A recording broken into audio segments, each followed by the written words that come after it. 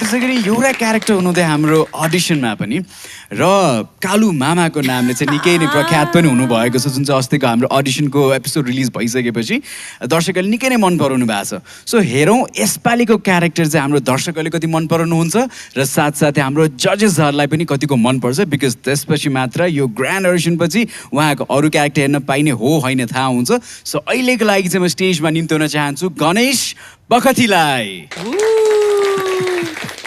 ओहो रोनक नमस्ते है नमस्ते। अनि तिमी हिँडिहाल्यो बाबु? ए एकछिन बसाइ भयो हुन्थ्यो नि त। ए ल ल जाउँ न त है। अनि सुन त विवेक भित्रै छ? ए ल राम्रो जाऊ है। ल आउँदै गर न। काली मामा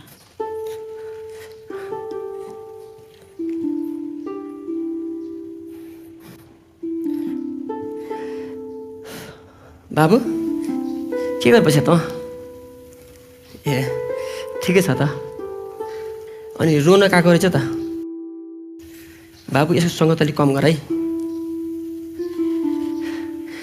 अब किन हुनु नि धनी बाउको छोरो हो अलिक विचार गरेस्।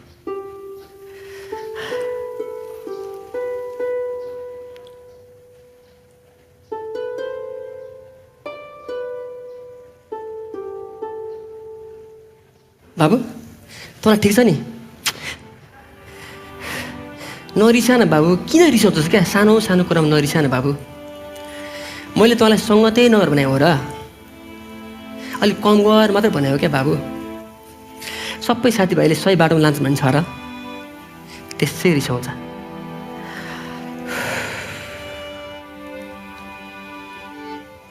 सुन्न तेरो उमेरमा म पनि तस्तै रिसाउँथेँ।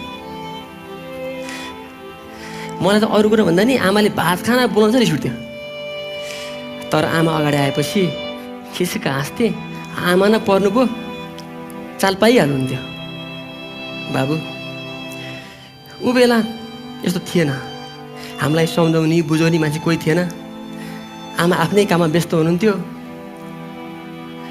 हामीलाई कसले सम्झाउने कसले बुझाउने? अहिले पो तँलाई मैले जानेको बुझेको कुरा सोध्छु बुझाउँछु हो किन भन् त? तँलाई म एउटा कुरा सोध्छु नटाटे भन है त। फेरि सुन्न पाउँदैन नि। तेरो कोही केटीसँग लप परेछ हो? होइन भने जुन बेला नि कोठा एक्लै घोरिएर किन बस्छस् भन् त?